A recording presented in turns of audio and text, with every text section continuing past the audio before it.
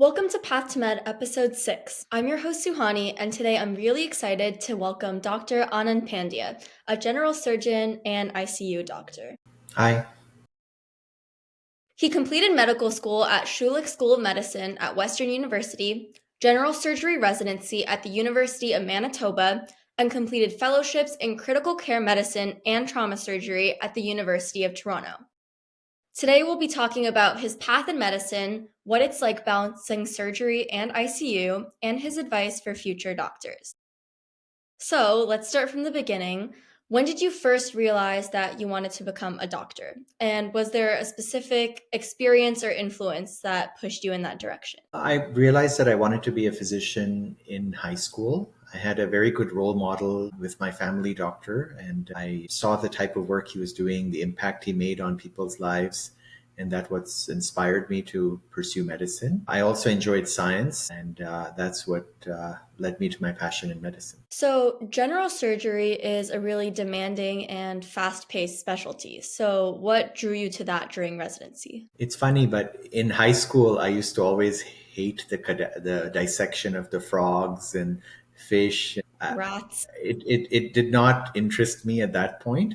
But then when I learned more about the human body, the way it is functioning, the way all the organ systems integrate with each other, it just fascinated me. And I loved anatomy. And to apply that knowledge in the care of people, I found was very interesting. General surgery also allows us to fix a problem and then see how the results of your actions are. So you get instant feedback on how you're treating people. And there's a lot of diversity in the cases that we see.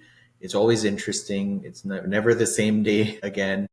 And generally, people in a surgical discipline are healthier than other disciplines. So, I mean, these are some of the things that drove me towards a career path in general surgery. And did you consider any other specialties before fully committing to surgery? I mean, you always in medical school try to see what you don't like. I think the important thing is to rule out the things that you don't like first, and then to pick the things and narrow it down to what you like. So I always like the surgical disciplines because it's more task oriented. You're applying your knowledge to do things. I also enjoyed the balance that you have with anatomy and physiology. If I would not have become a general surgeon, I would have probably become an anesthesiologist or some type of maybe an emergency medicine doctor. I think those were some of my alternative paths. But in the end, general surgery was always like your number one pick, right? Yeah. I mean, when it came to CARMS, I applied to all the 13 general surgery programs. That was my number one choice. So, beyond general surgery, you also pursued fellowships in trauma and critical care. So, what led you to that decision?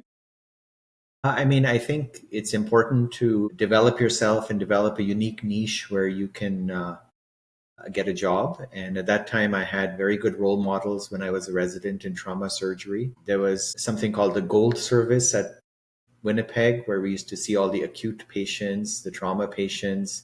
I enjoyed the acute resuscitation part. I enjoyed the teamwork that came with trauma surgery. And it was problem solving. And you had to be quick to react. So that's what drew me towards trauma surgery. Of course, it's life saving. So you see the impact of your actions. Critical care was a complement to trauma surgery. I think it gave me a different skill set, a different way to look at patients. I think it gave me a different knowledge base and skill. And I think having that diversity enhances my practice, and also it made it more marketable to get jobs. I had a unique skill set to offer. So, you mentioned being able to work in fast paced environments, but other than that, what set of skills are essential in both surgery and critical care? I mean, in surgery, I think you have to have good skills. I mean, you have to be able. I remember my teacher telling me to be a good surgeon, you need 3 A's. One is ability, where you have to have the right surgical skill, knowledge, and the decision-making acumen. You have to be affable. You have to be liked, and that boils down to having good communication skills, good rapport, honesty, integrity with your patient, so they trust you in what you're trying to advise them. And then available. You have to make yourself available so that if there's a case in the middle of the night that you're called for, you have to show up and do the surgery. If your colleagues rely on you for help, you're supposed to make yourself available to help them out. So those would be the skills and qualities for a good surgeon. In terms of critical care, I think you have to be calm. I mean, critical care can be very stressful. You have to be calm. You have to try to communicate well to patients' families. And I think you have to work well within the team. So there's nurses, there's allied health professionals, respiratory therapists, other team members that work in the critical care, and you're integrating all those specialties and sort of being the quarterback for leading the care. So it's a lot of organization and leadership that you have to have. So, can you describe what it's like working as a general surgeon? Well, time as general surgeon, it's very different from day to day. My practice involves community-based surgical practice. So I see patients for consultations and follow up in my office in a clinic environment. I'm doing surgeries at the hospital about once a week. I do endoscopies at the hospital and at an outside hospital clinic. I do minor procedures, lumps and bumps. And about 1 day a week, I'm on call for acute cases in the emergency department. So from day to day, it's very different in what I do. And that's what makes it interesting. I'm never doing the same thing every day.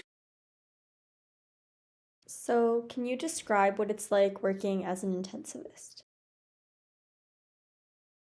As an intensivist, my days are more structured. For instance, I would start early in the morning, get the handover from the night physician.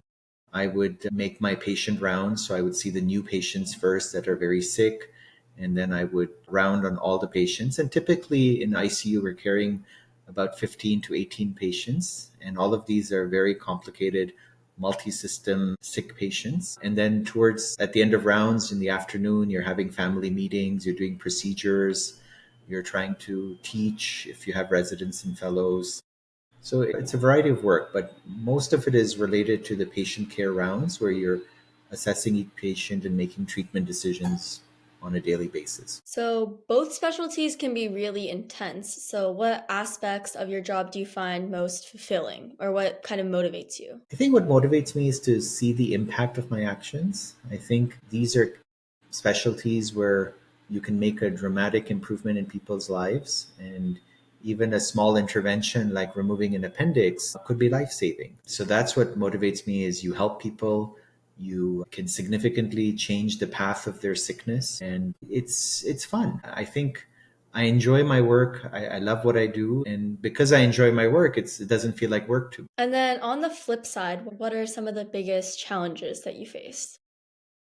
I think with every job, there are lots of challenges. I mean, you have the work stress in terms of the volume of work. There is stress from patients and their families in terms of expectations. Nowadays, you have to learn how to run a medical practice. So there's all the administrative things in day to day function that is also important to balance. And at the end of the day, if you have complications, you own up to your complications. You have to learn how to support the patient, help them recover from a complication, and you have to be supportive to the patient during that time. So these are some of the challenges. I mean, every surgeon will have some sort of complications, and you have to learn how to live with them. Yeah, okay. Okay. A lot of students are trying to figure out if medicine is the right fit for them. So, from your perspective, how can you kind of figure that out early on? I think early on, you have to really decide if you're committed to the path of medicine. I mean, the medicine to graduate and to practice is about 12 to 15 years after high school. So do you have that commitment to go down that path? And do you enjoy going down that path? I think having good mentors is important because they can guide you through the journey. And sometimes it makes your journey easier if you get that guidance early on. I think if you get exposed to different clinical scenarios. Like you may volunteer in the hospital, get exposed to the hospital environment. You may volunteer in the family doctor's office and see what the office environment is like. You could volunteer even in your community and see what the underprivileged population faces in day-to-day life and assess their social determinants. I think all of these things will inspire you to figure out what you want to do in your career path. So try different things, and at the same time, try to weed out what you don't like.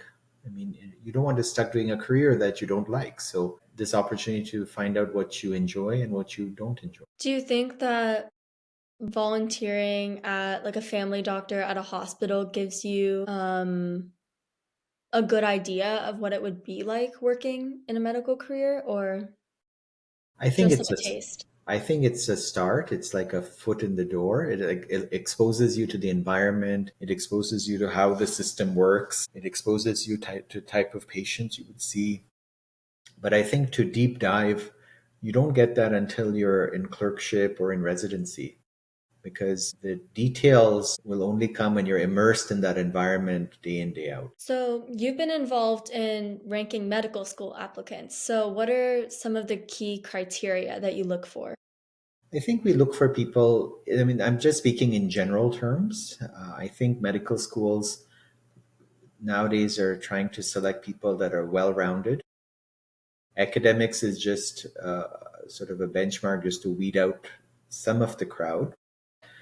The, the true candidate that shows discipline in the type of activities that they've done at a high level, showing that they have taken initiatives and taken leadership in certain roles, demonstrating that they have built a journey towards their path in medicine. Like they've somehow done a lot of activities that have created synergy for them to go down this career path.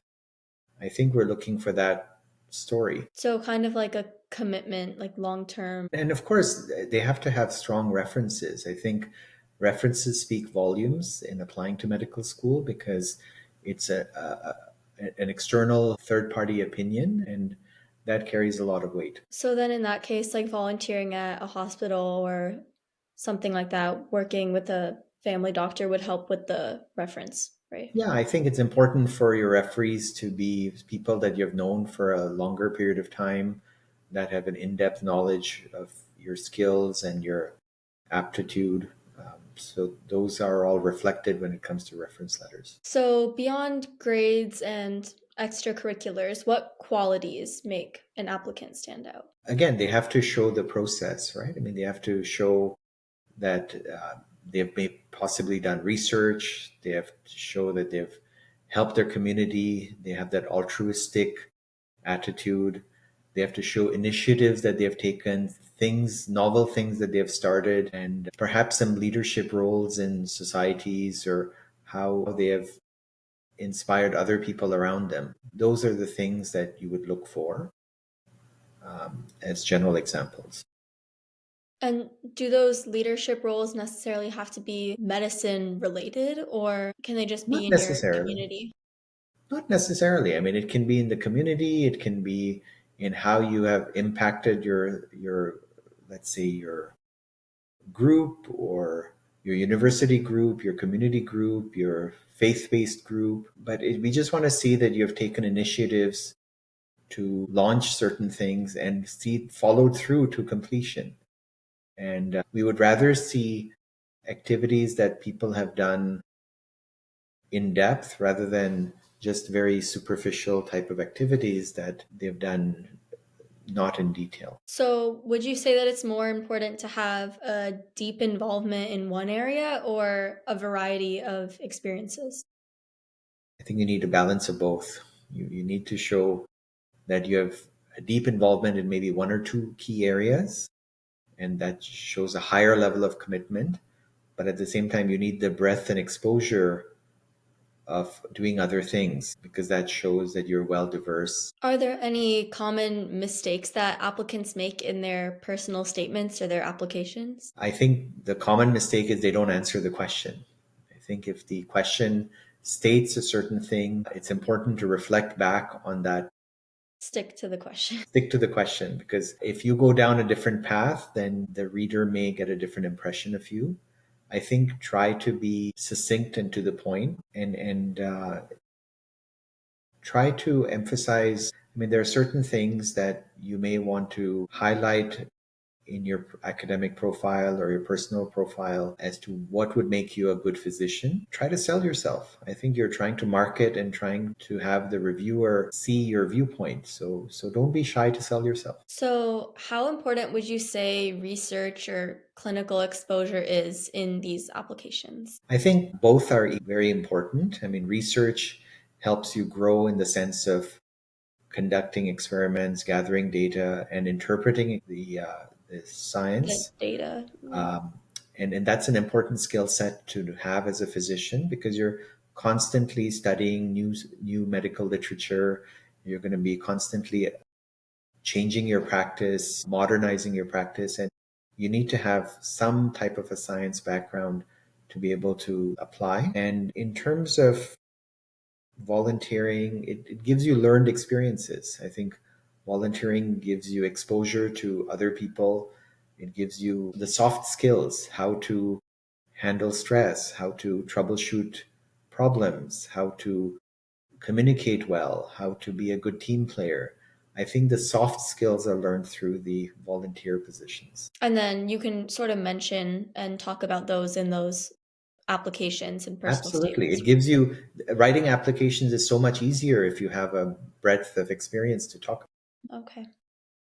So, for people that are interested in more competitive specialties like surgery, what steps can they take on early on, if there are any? Yeah, I mean, there are certain specialties that are very competitive. For instance, ophthalmology, dermatology, some of the surgical specialties. And the steps, I mean, this is again my opinion, is to get a good mentor, somebody who can guide you in that process, because it can make some of the hurdles go away if you know somebody who can guide you down the path.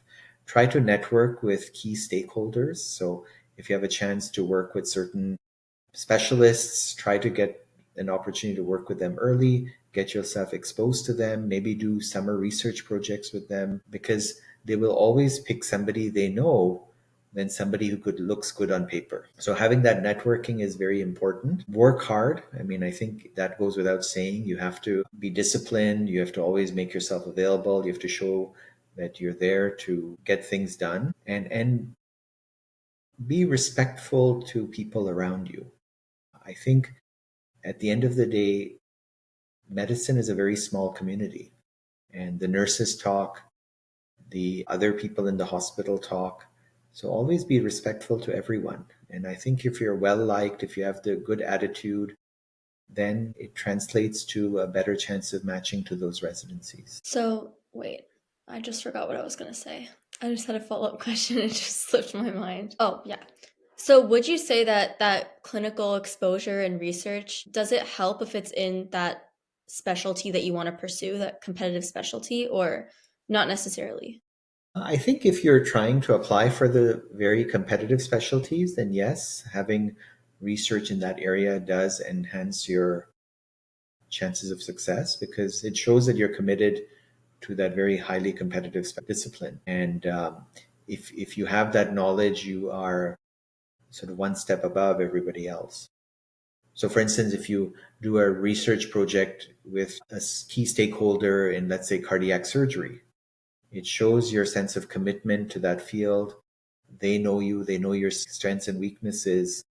And since you've worked in that field and you've shown your soft skills, you have a better chance of matching to that specialty. So, is there also a way that you can get research experience more early on, like while you're in high school, before kind of university in these applications, or?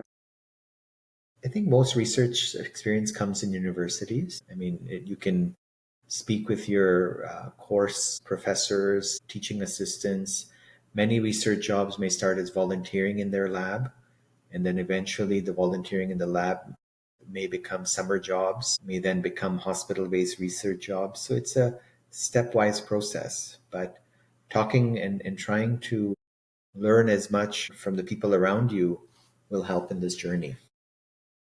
Don't be afraid to ask. You can ask your university professor or teaching assistant, are there any opportunities for volunteering in their Cold lab? emailing. And that may be just a first step that may lead you down this journey. So you don't necessarily need like research experience prior to university, because I know I that's don't a think lot so. of. It would be very hard to and rare to see research experience prior to university. So back to your career, what's it like balancing two specialties and family responsibilities? Well, you have to be very good in time management. I mean, you have to allocate your time at work and then allocate your time at your home with your family. And that involves being efficient. That involves trying to prioritize what is important in life. Sometimes you have to make sacrifices in both ways. Sometimes you have a very sick patient or your colleague is sick and can't work, and you have to sacrifice your family to be available at work. Or sometimes there's a lot of work available, but you have to learn to say no, that you're not available on the weekends because you need that downtime to spend with your family.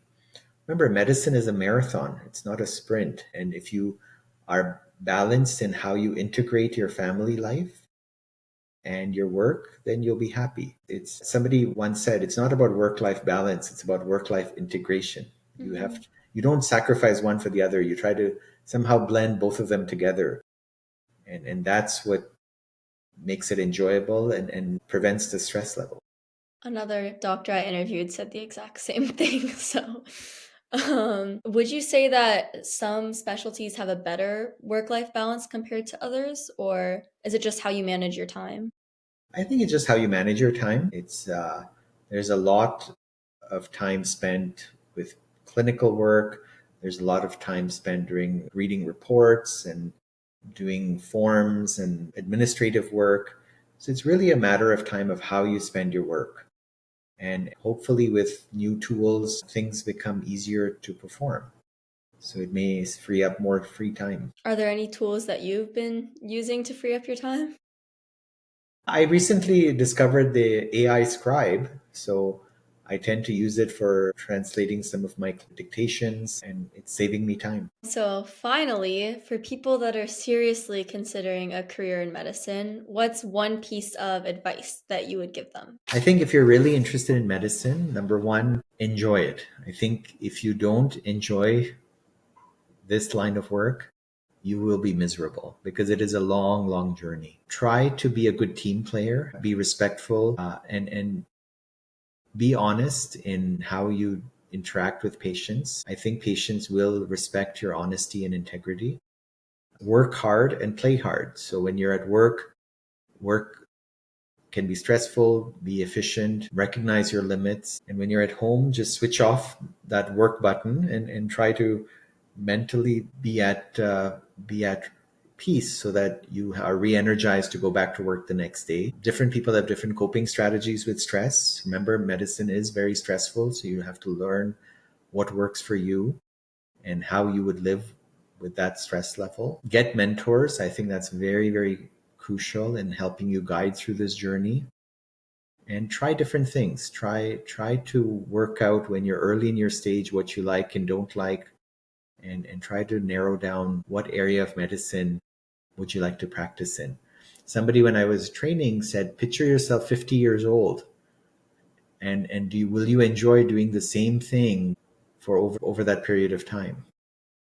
So these are some of the key points to consider in somebody who is pursuing medicine. You also mentioned your mentors a lot. So, how did you go about sort of figuring out who yours was? Was it just through like volunteering and summer jobs, like Yeah, I professors? mean, I think when you're in university, it was through volunteering and working with different professors and research.